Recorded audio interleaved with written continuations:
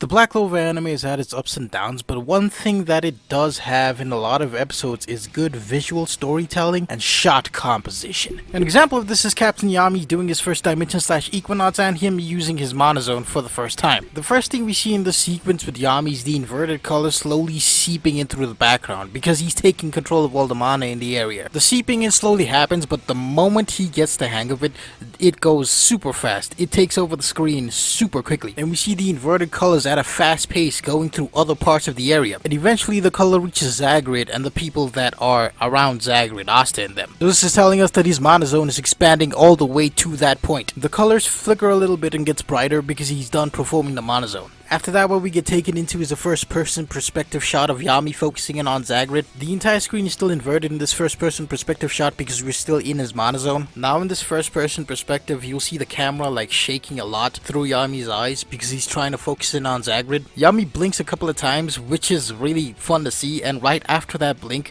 the camera just like zooms into Zagrid. He finally has a focus in on Zagrid. After that sequence, we go back to third person and we see Yami letting out a deep breath. He's also letting out more power to do the Equinox slash, and we can see that.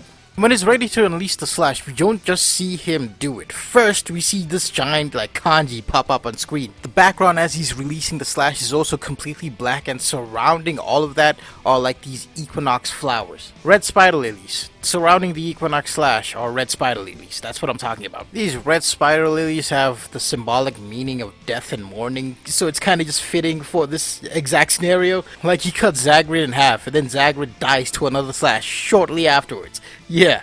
All of that is kind of like a subtle way to emphasize the slash. We see a piece of the word in the background like dripping down, and that like creates the slash. It's pretty cool, bro. After Yami releases the slash, what we see is the slash struggling to stay in a straight line. It's struggling to stay in a straight line on its way to hit Zagrid because Yami is controlling it with his mana zone. When the slash hits, you'll see something completely interesting in Zagrid's mouth. You'll see a tiny version of him with wings, and when he gets cut in half, those wings turn into the blood that's coming out of his mouth. It's pretty cool. Then we see a shot of everyone's reactions, but that's like nothing really unique. So after that, right, the show wants you to feel the effects of Yami slash even when we're not focused on Zagrid, and even when we are focused on Zagrid, it wants to emphasize it. It does a few things to like execute that idea. Like for example, right after that in this shot right here, when we focus on Asta, it doesn't just show us like a shot of Asta's face reacting to Yami slash. That alone in this moment wouldn't sell the impact of the slash right after he just did it. We see half of Asta's body and his reaction to the slash, sure, but the camera is put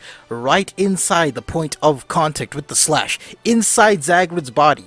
As his blood through this angle is kind of just like raining down outside of his body, and we see like Asta behind the blood. Even after this, when the camera zooms in on Asta's face so he can say what he wants to say, the blood is still raining down, because we're still in that same angle inside Zagrid's body. So we get to see different ways the slash affected Zagrid's body without showing him like Zagrid at all times. A shot after that is like Zagrid just going crazy because he just got hit with the slash. And what you notice about this specific shot is that the camera won't stay still. Every single time we get like a solo shot of Zagrid, the camera is always shaking because this man's mental state is just going crazy. But this camera shake also emphasizes the effects that the slash had on Zagrid. After that, we get a first-person POV of Zagrid holding both Asta and Yuno, and the camera is still shaking. Not only is the camera shaking, the screen is going like blurry. It's going from being blurry to being normal because this man is not having a good time. He's out of it. I mean, that makes sense. He got cut in half. Like imagine you get hit by this shit and you get cut in half. That's all I'm going to talk about when it comes to this episode. It's episode 119. But there is a lot more stuff like this throughout the entire series. And a prime example of this is an episode before this, episode 118.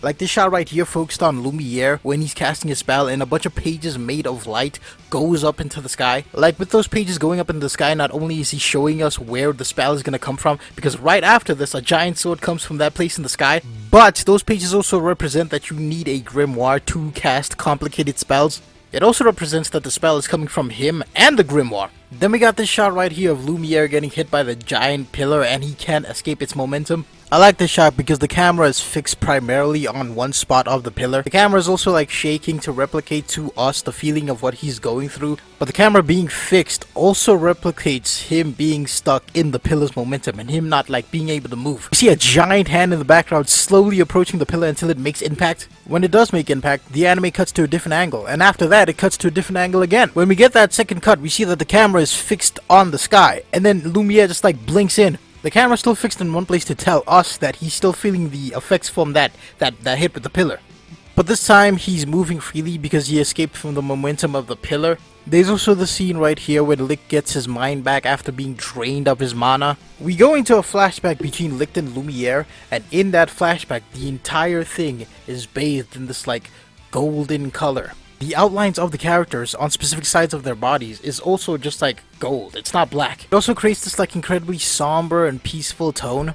Between these two, they were supposed to be brothers and tried so hard to bring peace to the world, but obviously the bullshit that the royals pulled, that didn't work. It helps that primarily the colors that are used are like warmer colors, all from relatively around the same part of the color wheel. There's also this really cool scene, this really cool sequence of Sekre and Lumiere going inside the Shadow Palace, and the entire thing just looks like it's a field of stars. What you'll notice in the background is all the events that happened in the story up till this point in a linear fashion. You see that as this like transparent flashback in the background as they're going to the Shadow Palace and where Asta is. And what you'll notice about Lumiere and Sekre in the scene is that the closer they get to where Asta and Yuno are, the closer the linear path of the flashback gets to where the timeline is right now. So in the beginning of the scene, they're far away from the actual Shadow Palace, and it starts off 500 years ago, with the genocide and everything that happened there. But as they get closer to the middle of the screen, Asta gets his grimoire. Not only have they moved closer to the Shadow Palace, they've also moved closer in the timeline.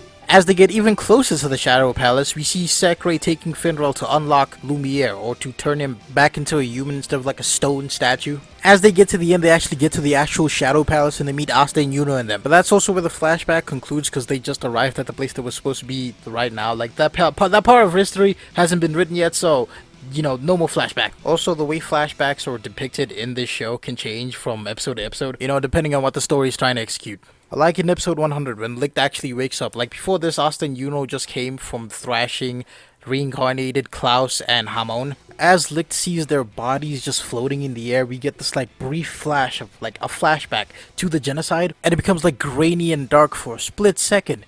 It's also like blue and gray, and then he just wakes up automatically. A white flash appears on screen and he's just there, putting them down gently. But in episode 115, every single time we see a flashback, the aspect ratio changes. We see said flashback through the perspective of like a grimoire. There's like text on screen and everything. It's also like incredibly dark. Every single time Zagrid does a flashback in this episode, it happens like that because this man was doing all this for a body and a grimoire. When you see this happening with Licht, it's like a hazy memory that he doesn't like, so we see this like flash of inverted colors. But I think I'm gonna end the video here. I can keep going on, but this video would be too long for that. There's multiple episodes like this. Please like and subscribe. I will see you guys later. Bye.